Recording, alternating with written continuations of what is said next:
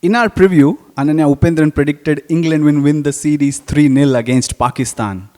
We look back at the series on the outside view, and the result is indeed 3-0. How did you get the prediction right?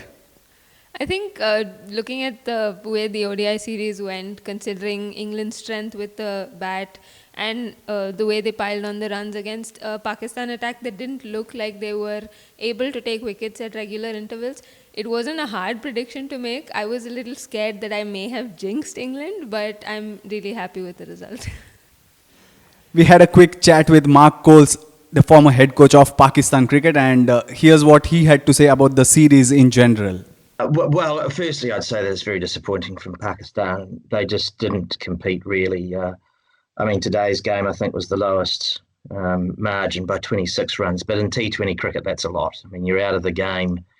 I sort of thought they were out of the game in the eighth over when the run rate got to 9, and that was in the eighth over. So if you let it go too quickly, you can be out of the game very, very fast. And today was 9. And obviously the second ODI where England scored 180 odd, they were out of it even quicker in the 6th or 7th over. And the first one they lost by 29, but still that's a lot of runs. And we talked about strike rates in the ODIs, even more important in the T20. You know, you've got to be scoring in T20 cricket, in female cricket these days, at 120 plus. Even 110 strike rate now is too low. So that's very disappointing. I questioned the selections today. No Alia Riaz and Nida Dar, who have been outstanding performers in T20 cricket, have missed out today. I think it was resting. I don't think that's quite right. I think they've been dropped. And it makes no sense at all because over 12 months they've been our best cricketers. And okay, those two haven't had the best of form recently, but you don't chop and change before a World Cup. You've got to invest in these players, and everyone goes through peaks and troughs. So very disappointing. Let's quickly talk about the final T20I first. 2 changes made by Pakistan, but the result didn't change. Yeah, I was actually, to be honest, very surprised with the changes. I mean, I figured Pakistan would make a couple of changes. They had to take a look at Fatima Sana, what she offered, and also Aisha Zafar. I think she is an attacking batter, so I was really happy to see her in the team. But for them to have dropped, or as Bismah Maroof said, rested Nida Dar and Alia Riaz, when neither of them really had very good outings, I mean, I would think that in the World T20, both of them would play a major role if Pakistan are to beat a good side. And considering that they were rested when not in good form, I was a little surprised by that. But very happy to have seen what Fatima Sana has to offer. She bowled really well, I thought. And Aisha Zafar also has shown a lot of improvement. She may not have scored heavily, but those 2 shots that she hit, I was very, very impressed by. Nida Dar and Alia Riaz were rested, but they didn't perform, and that's why they were benched. Could that be a valid argument? I mean, I guess so. I think if you're looking purely at performance, they probably should have or would have been benched in any other team. But considering the 12 months they've had, Nida Dar has just come off a good WBBL. Alia Riaz has had a good 12 months for Pakistan, and she was one of the batters who showed a very good attacking intent in the ODIs and with the few runs that she got in the T20s as well. So, I mean, that was why I was surprised. Also, it took out 2 bowling options from the 11, and they only added 1 bowler in Fatima Sana. So, again, that I think exposed Pakistan, that they had to bowl Bismah and Umaima. But, I mean, I guess if you're looking purely at performance, it was, they would have done it anyway. You look back at the series played, you look back at the combinations Pakistan used, they changed their openers, they changed their bowlers, yet the results didn't change. So you just are forced to ask whether there are clarity of roles in the side. We asked that to Mark Coles, and here's what he had to say. I'd love to know whether there is clarity of roles for these girls. Certainly that was a really important thing, and it's a vital thing in coaching that every player is never confused as to what their role is when they go out to bat or bowl. Nida, if she's good enough to play T20 cricket in the biggest women's competition in the world, I would have thought she's in your top 5. No question, no answer. She's in your top 5, and she's just got to perform. And players always go through peaks and troughs.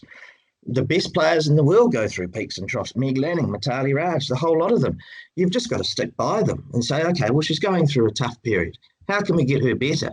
Is she clear on her role? And I think 6 is too low. She has to be in that top 5. But I would have thought that she has to bat in the top 5. And then, I would have had her at probably 4, Javed at 5, and maybe Alia Riaz at 6. But Javed and Alia Riaz would go between 5 and 6, depending on the situation. But certainly I would have had Nida in that top 4 or 5. Definitely. Whenever we talk about T20Is these days, the T20 World Cup mention is not far off. And to gauge whether a side has a settled look or not, we probably pick 11 is easier than a 15, and see whether they are a settled unit. So at this juncture, would you say picking England's 11 is easier? More than England's 11, I would say picking a 13 is pretty easy. They've done well. They may not, of course, think that they were not challenged by Pakistan, so they have to take these performances with a pinch of salt, I'd say. But I think they've got a look of a pretty settled team right now. I mean, considering the retirements and all that happened post the Ashes, I think they look like a team that's rebuilding well. So there are good signs ahead of the World Cup for sure. But like I said, I think they'll have to take these performances with a pinch of salt. England can do that, but what about Pakistan? I certainly think there are only 4 or 5 who select themselves. Yeah, I guess so. I mean, if you're looking purely at what happened this series, yeah, possibly only 4 or 5. And I think more than anything, it's the batting that's going to be a big concern, because they have skill, there's a lot of skill there, but it's just about the fact that the performances are not transferring to the international level. Having said that, the way they started the year, they were extremely positive. They beat West Indies, they beat South Africa as well.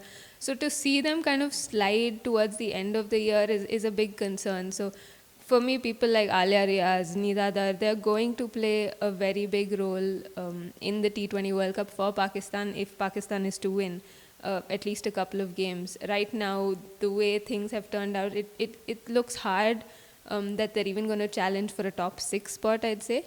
But, I think that it's hard to think of them changing too much going into a T20 World Cup.